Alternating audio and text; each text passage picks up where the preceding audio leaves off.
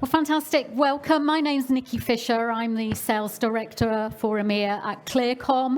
I'm also the chair of the board for RISE, which is a fabulous organisation, which many of you know and have experienced over the past 5 years. So I'm here today with a group of people that are all associated with RISE to talk about how we can attract more women and more diversity into the industry and also retain them as well. What the operators, the broadcasters can do to help us, what the industry bodies can do, what recruitment organisations can do, and what suppliers can do. So quite a lot to cover. We'll talk first of all about the current situation in the industry, a little bit about what diversity brings to the industry and where we're going in the future. So welcome to my lovely panel today. I'll introduce you to all of them. Tegan from Neuco, first of all. Si from Ross Video. Hey. Deborah from Christy Media. And finally, our mentee from last year, which is Amber Holbrook from Disguise. Yeah. You know, I nearly changed the company then. So welcome all. It's really a pleasure to have you join me today to talk about this really important subject. I'm going to start with Si, first of all. From a supplier's perspective into the industry, you know, I dare to say this, you've been around a bit, like me. You've been in the industry for a few years. Looking back at IBC a couple of weeks ago, explain really what you and the team saw and how things have changed over the past 5 years in terms of diversity into our industry. Yeah, I think the trade show is always a good barometer for what's happening in the industry. And when I started, thank you for reminding me, but my first one was, I think, 2002. And it was a very different thing. Back then, you would have most of the women that you would see would be employed just for the show to work on the booths, you know, and often in not being shown in particularly good light, right? And I think there were a lot of stunts and things like that happened around the shows back then. And over the years, that's moved way down. And if you look in the last few years, especially, that's gone away. There's almost none of that now. All of the people that, certainly from the manufacturer side, that are working on the booth are employed and are there because they have a specific skill that they're bringing to the show. And one of the things that I think is fantastic is that not only are we seeing more women employed on the supplier side and coming to sit in meetings with us, but also at the surrounding events and panels like this, there's women in senior positions sitting on those panels, speaking with great levels of knowledge on topics that previously were the domain of a certain group of men, you know. So I think it's really, really cool, and it is encouraging, but it's still not enough. It is still a male-dominated industry, so there's still more to be done, but it's certainly improving. Okay, great. Deborah, can I come to you? Because obviously you've attended a lot of conferences as well from a recruitment perspective. And what have you seen change? Yeah, so absolutely, 17th IBC, and I cover my greys. I was really, really pleased and actually a little surprised to see. I was there for the entire show, full duration, and just every seminar I attended, there were, either moderators or females on the panel, really giving really insightful technological input. I also had the trauma of returning from IBC and spending 24 hours, fortunately, with all copies of IBC Daily, and read through. And there were some fantastic articles of women in really senior positions in every single copy. So it was really refreshing. I think it was actually, a big shift, and long may it continue. Yeah. And you're fairly new to this, Amber, so what have you seen at IBC coming in, as fairly young, fresh face into the industry? Yeah, so I mean, I didn't get to go to IBC this year, but I went to Plaza instead, so slightly different convention, but still within the industry. One thing that I did notice, although there are far less women, dressed up in outfits that shouldn't really be there, but there's still kind of that kind of idea that a lot of women are there just to scan badges. Mm-hmm. And I've had that situation where I'm talking to someone and they turn around and speak to my male colleague to ask a technical question. And speaking to my colleagues that went to IBC, they also had similar situations. So there has been an amazing change, but we've still got a long way to go. Yeah. Yeah. I mean, I first went to IBC in 1999, and I think I was always asked at that time to scan the badge. Mm-hmm. And even now, I'm still asked if I can scan their badges. Yeah. So. Oh, my gosh. I think there was a bit of controversy as well, wasn't there, about the two bare-chested gladiators walking the halls giving out cards, and it was is this a positive shift? Well, no, not really. It's still derogatory, but was somebody just trying to make a point that, okay, we haven't got the lycra-clad girls on the manufacturing stands now, but it still shouldn't be used in that vein, I think. I think everybody should be treated the same and equally.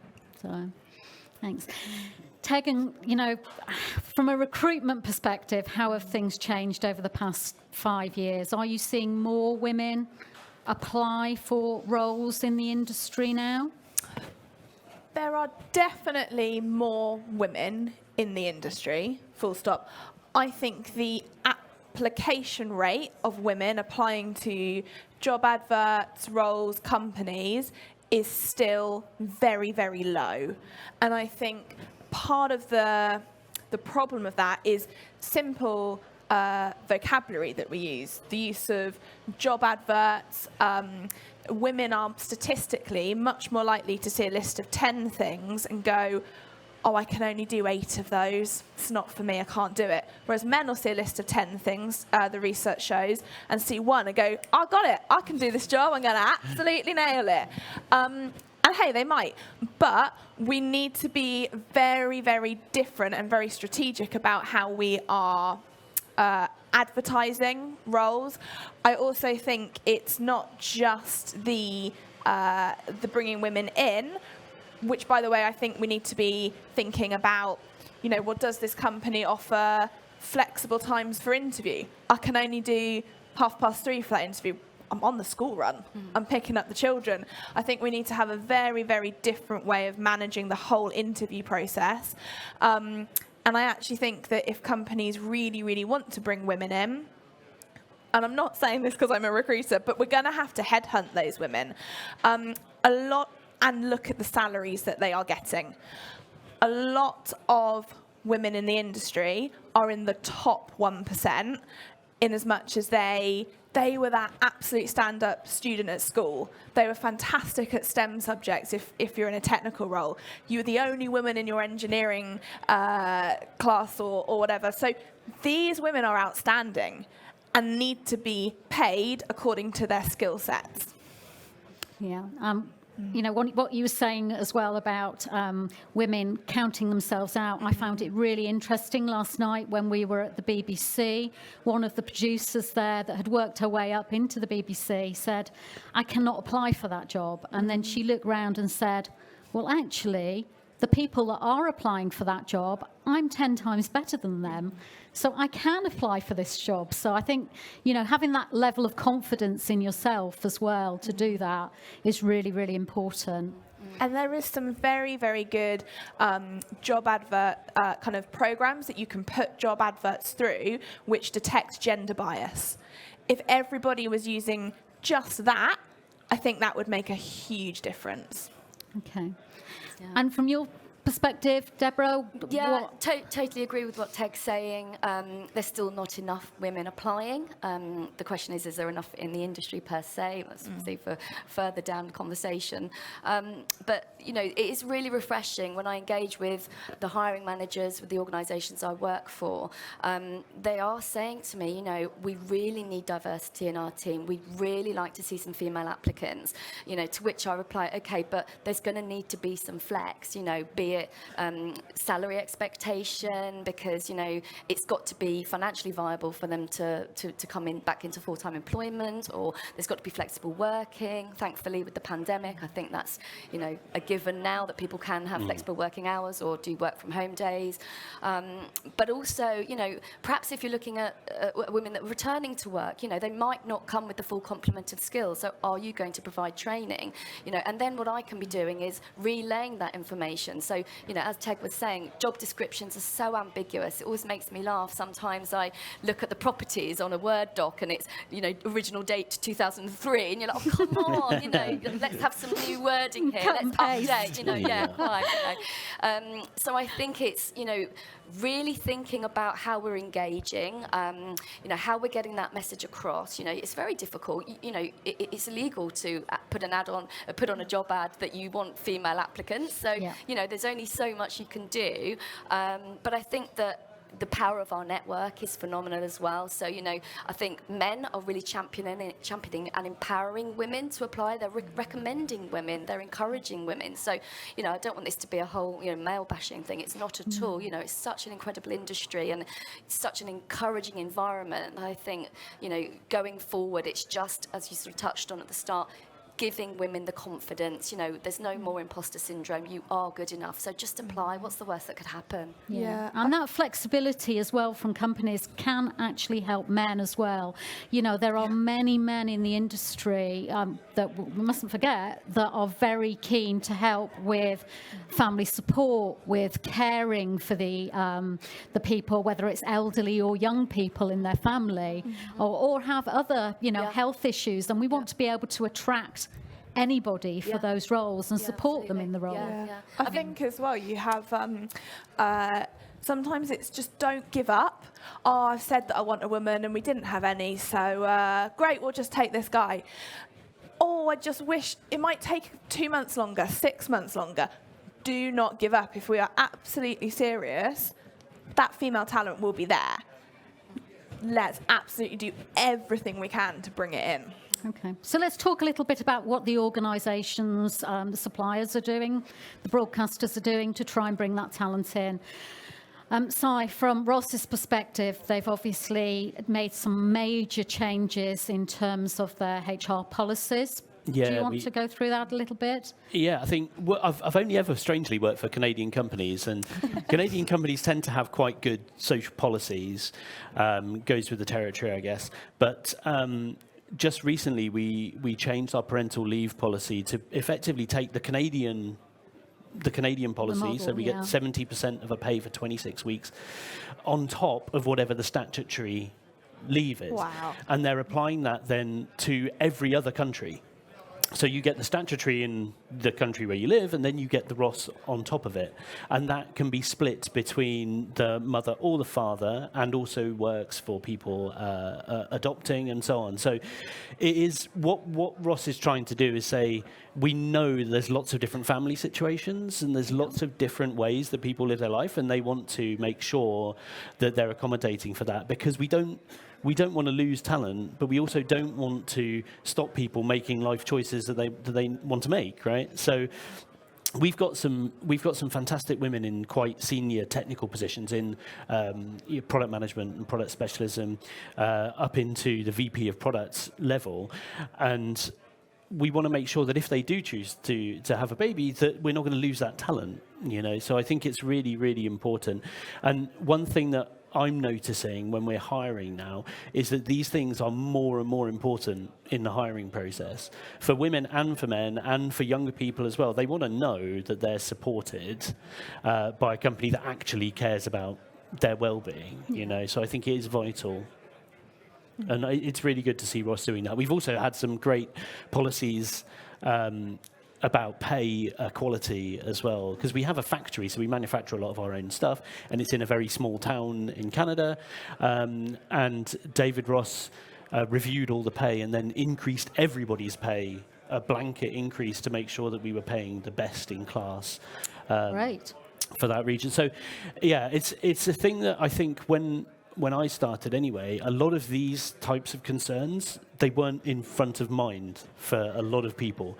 But now we're realizing, I think because we all acknowledge that there's less talent available in general, and so manufacturers and other companies in the industry are having to realize that we need to have policies that can support all kinds of people in all kinds of circumstances. Yeah.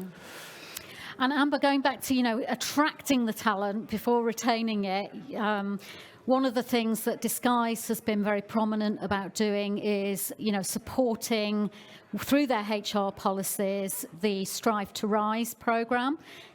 They were involved in the very first pilot of that and the rollout prior to IBC.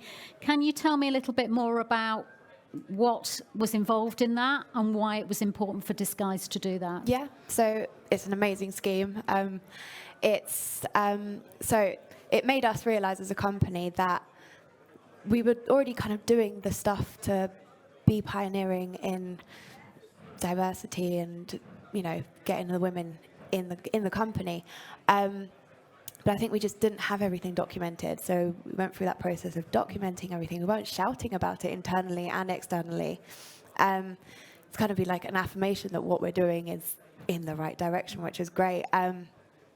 And so, so it's a framework. You submit kind of case studies of what you're doing. And then from that, you get a star rating from 1 to 3 stars.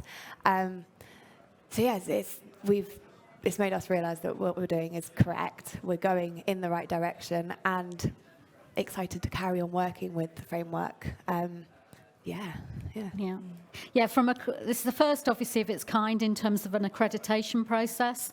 And, there's lots of companies right now are saying, this is what we've got to do to make sure that we attract the right talent into our organisations and show that, it is a very diverse workforce, because at the end of the day, that diversity of the workforce makes it more exciting and interesting for everyone. Yeah, definitely. I mean, it's got the ability to essentially create a gap between the businesses and companies that are actually actively doing something about this and the companies that are just talking about it.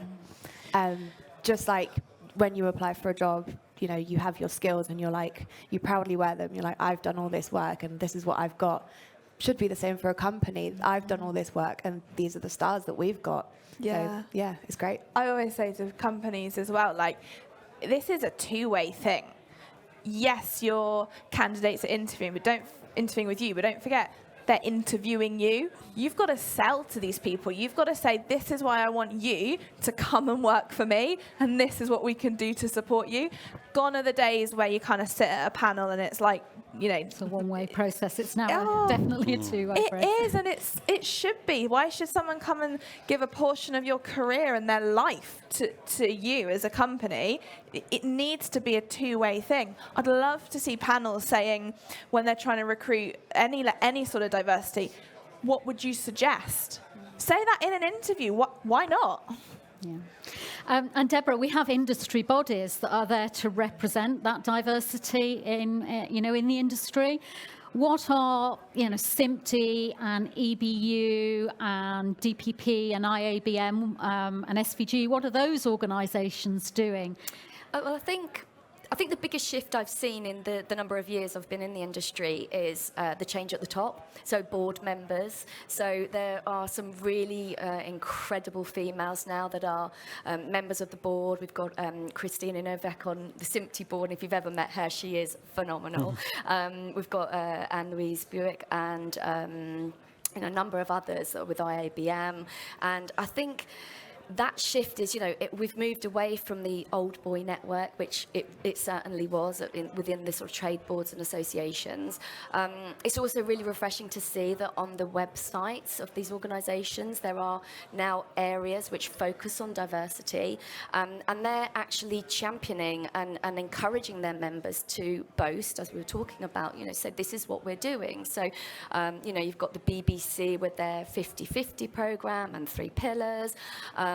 And I think it's sort of making companies think hard about it's no longer a tick box thing. It's actually real. And if you are our members, there should be these best practice frameworks. Obviously, Rise to Strive is fantastic. Or Strive to Rise. Sorry, Strive to Rise, that way. Apologies. So I think, it's laying the foundations, but it's the encouragement, but it's also accountability. They're saying, come on, you are our members, you want to be involved with these boards that represent the industry, so what are you doing? And let's share this knowledge. So, it might well be that somebody that attends a conference or somebody that, is just sort of networking around people within these organisations are then going back to their HR teams or back to their senior leadership teams and saying, why aren't we doing this? And if we are doing it, who's tracking it and who's actually demonstrating that we are moving in the right direction? And I think it's been great to see. And I think from our perspective, certainly as recruiters, we want to get involved, we want to help, we want to shout from the rooftops, but it's also that recognition and praise and reward accordingly to say, do you know what, they're really making a difference. This is phenomenal. What Ross are doing in terms of mat leave, etc. It's really, really impressive. Yeah. And Broadcast Tech had that phenomenal front cover of six female leaders. Yeah. I think Charlotte may be here, who's responsible. I know she's incredibly proud. I saw her briefly back there. She was here. So it's just incredible. It's the autumn edition of Broadcast Tech. It's 6 female leaders in tech, and from companies, BBC R&D, Channel 4, Warner Brother Discovery. Sky. These are big organisations where these women are sitting at a VP, MD, tech lead level and are talking about really, really important issues from a tech perspective that they've encountered within their teams. They're talking about the changes they've made, the innovations that they've introduced. They talk about diversity and what still needs to be done and how they're encouraging and championing this. And it was just a wow moment for me to have seen the article and just, these phenomenal ladies that were just, it was just incredible. It was great. Yeah. And Si, leading edge, you were talking about, people that are leading in terms of artificial intelligence, in the cloud, remote production. Absolutely. Yeah, I think that representation is super important because something that I never struggled with, because as I was coming up in the industry, all of the people that were in aspirational jobs were like me, right? So it was very easy for me to imagine myself in those positions. So I think it's really important that women are represented at that level, and something like this article is fantastic because it gives a lot of young women in the industry the vision that yes, I can actually achieve that too. And I think we need to promote those things within our companies and externally as well, because in our sales organization, obviously sales is very much a male-dominated thing historically, but 2 of our best performing salespeople this year have been women, one of whom's up for a Rise Award this year. And I think that's the kind of thing that if I was coming into the industry as a woman, I would love to see that and acknowledge that it is possible.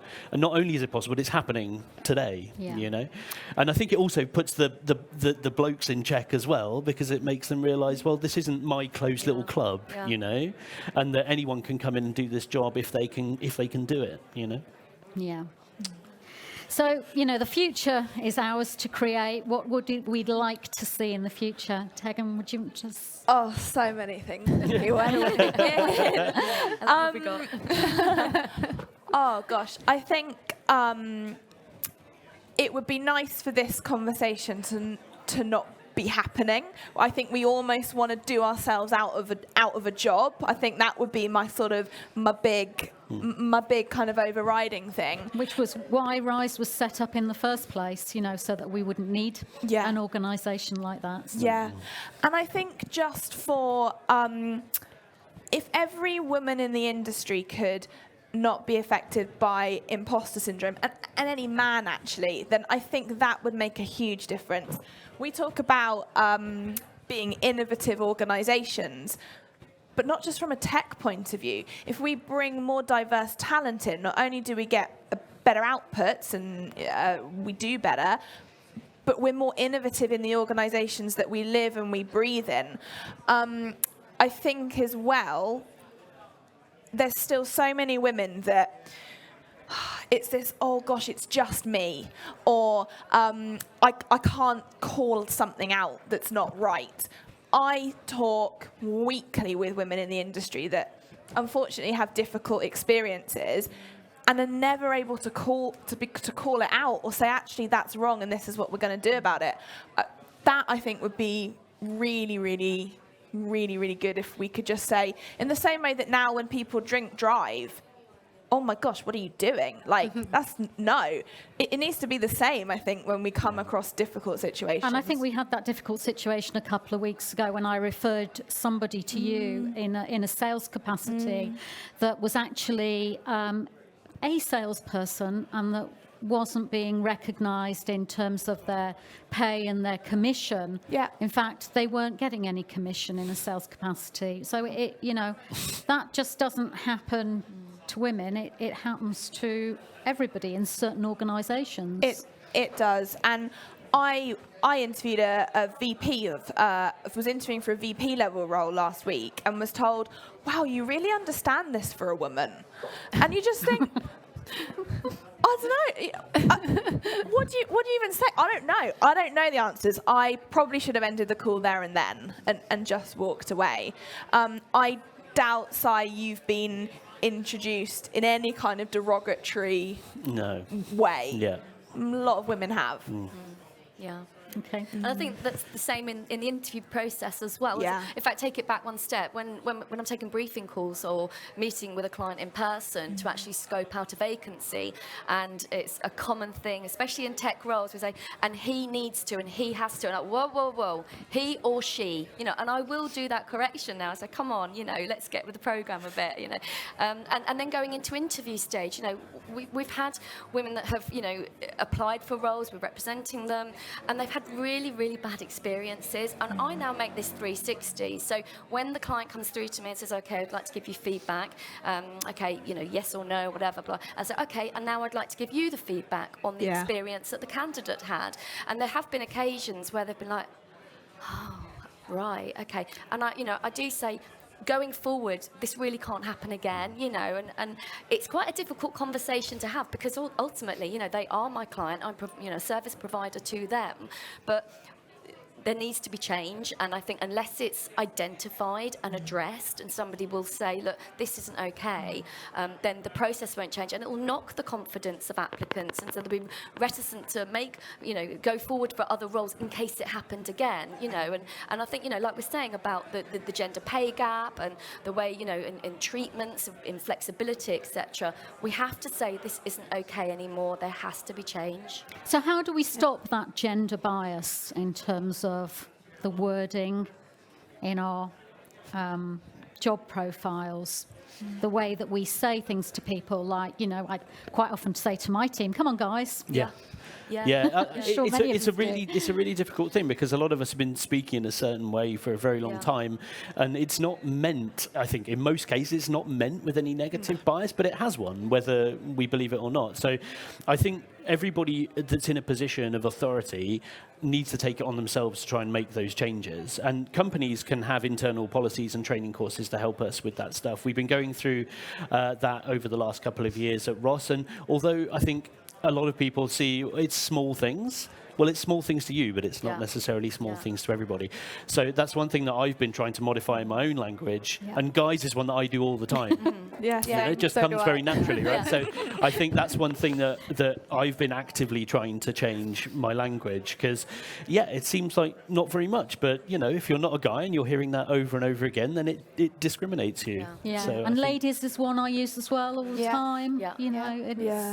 But it's funny because you wouldn't use that for a mixed group of women and men. You wouldn't use, okay, ladies, let's go. Absolutely. I think as well, I'd love to see these same hiring managers that say, I really want a woman on the team and I really want to, I'm like, okay, great. Why don't you also go and help out at the schools program at Rise? Why don't you give your teams give everyone 3 days a year to go and actually invest at the grassroots and bring it up. Let's not just talk about my team, but how can I contribute to the wider society in general. to the wider industry, and or sponsor an award, sponsor an event. You know, it's some of these companies probably have the cash to do that. Let's invest not just in getting a woman on my team, but you've literally got a charity here who are like, we'll do it for you. We'll come and do it. We just need X and Y. Yeah. I've had a situation where previous employer has come to me and said, oh, all this that you're doing with Rise is amazing. We're looking for an engineer. Do you know anyone? And I've said, there's the Rise job board. You know, it's amazing. If you want a woman to apply for your role, that's your first step to go to. And they were like, oh, that's amazing. And then a couple of hours later, came back to me and they were like, oh, but it costs money. And that's kind of like the perfect example of like the people having the conversations, but not actively doing anything about it and not willing to invest and be at the forefront of it. So it's frustrating. Yeah, investing money is one thing, but investing time and resources is another. And I think that's a great example with the Rise Academy. Even companies that don't sponsor, they've had people there running classes as well, which has just been amazing. And that's attracting, you know, the talent of the future for our industry. And, you know, completely independent of gender bias. It's for everyone, fully inclusive. You know, we've had people with disabilities attend the summer school and just produce amazing things and watch them be, you know, excited about what they're delivering and how they can contribute to the industry. So yeah, I heard a story of one of the kids at the Rise Up Academy who they had a disability. I mean, I wasn't there, but it was, they struggled to talk. And the teacher went up to the person running that day. They were like, oh, please look after this kid. Like, they might not talk much. They've got this going on. And later on in the day, the person who the teacher had spoken to went up to them and they were like, wait, was that the kid that you were talking about? Because that kid had not shut up the whole session. Because he was enjoying it, or she, I can't remember, but they were enjoying it so much that it really brought them out their shell. Yeah. And I do wonder and worry. We talk about the next generation. We know that certainly at university level, the numbers are low for female students that do tech-rich studies. Any students, actually. It's amazing. You know, we've got a huge skills shortage in the industry and an even bigger one coming. Yeah, well, given with the gap. socio-economic crisis, what is going to happen? Because, you know, going to university is going to be a real luxury, and it would be great to see if there were larger organisations that might consider bursaries and scholarships to, you know, I know there's apprenticeship schemes, but, you know, there still needs to be funding of some sort to get through that process to be able to go in at, you know, at a decent level within organisations. So, you know, I think it's a conversation that's going to have to be had sooner rather than later. One thing that we do in Canada, which is really cool, and it'd be great if we did here as well, is we have a student co-op scheme, and I was lucky enough to be able to have a co-op hire for this year, and I had the prospectus through with all of the candidates, and there were so many. Because we were going into a pool that isn't just for broadcasts.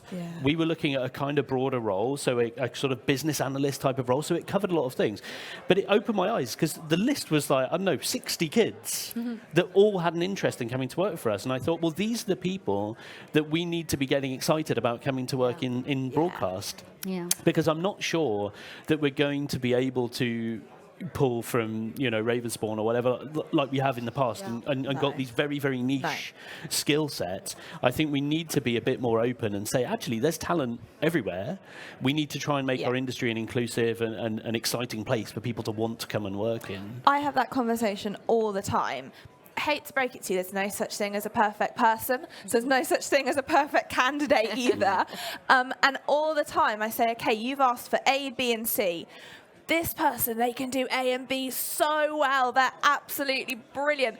And they got a bit of C, but if you bring them in and train them up and give them a chance, I promise you, not only will they do brilliantly, but they're then going to be loyal to you in the company, and they're going to have a 5 to 10 year career with you as opposed to an 18-month or a 2-year career.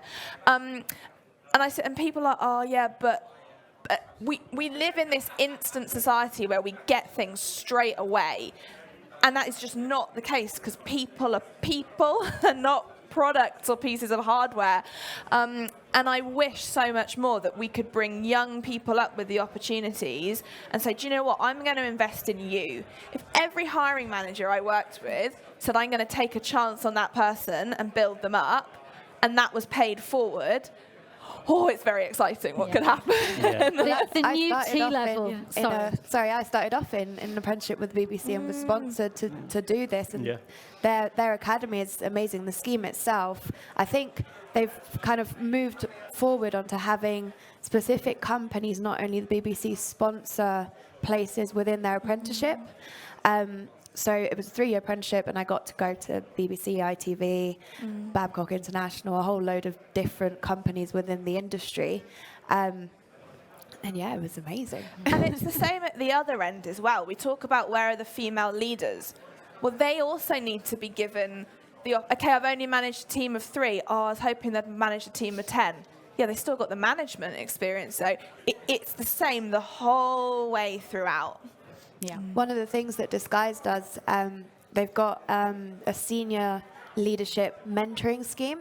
So they find the senior leaders, the female senior leaders, and they pair them up with mentors from the C team, mostly men, but they have that kind of stream of kind of being like, okay, you've got the skills, and just here's the confidence. And sometimes you just need someone to tell you, you can do it. Exactly. I think the mentoring thing is really important. Obviously, Rise is doing a great job with that. And I think companies can take that on internally as well and make sure that you have allies and people that will champion you. Because I know that I've gone through that process with some female colleagues in the past, and they do have imposter syndrome. It is just something that's there, right? And I was desperate for this person to get this job, and I was really pushing. You've got to go for it. You know, why not? And you are worthy of that position. So I think, having representation in media and at events, and having a mentor program where you can find somebody that's willing to champion you, I think is really important. And to address that skills gap as well, from the Rise Up Academy, we're going to be working with the education establishments on the new T levels as well, and getting in the second year some experience by working directly with those suppliers, with those broadcasters. So that will, create another feed into the organisation, which I think is really important. We need to get people right at the very early inception of what they want to do in their careers.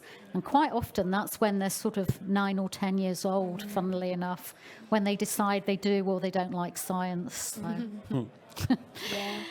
Okay, let's sort of round everything off with one thing that you would like to see happen in the next 3 to 5 years to attract and retain more women in the industry. Amber, can we start with you, please? I would love to see how the Rise network grows, because I know for myself it's helped me so much. And just looking back and reflecting on, I think it was a couple of years ago when I applied for the scheme, where I was, and now I'm sat here and talking about this, and I wouldn't have never done this before. So yeah, definitely how that grows, and all the events, and it's almost like an event every day now, which is amazing. It's great to see. I can see people in the audience as well. I'd like you to connect you with about applying for the scheme as well. So Yes, come definitely. To Come talk to me after. Deborah. I would really like to see role models continue. It's been amazing to see the career trajectory of people that I place, or people that are within my network, and seeing the progression.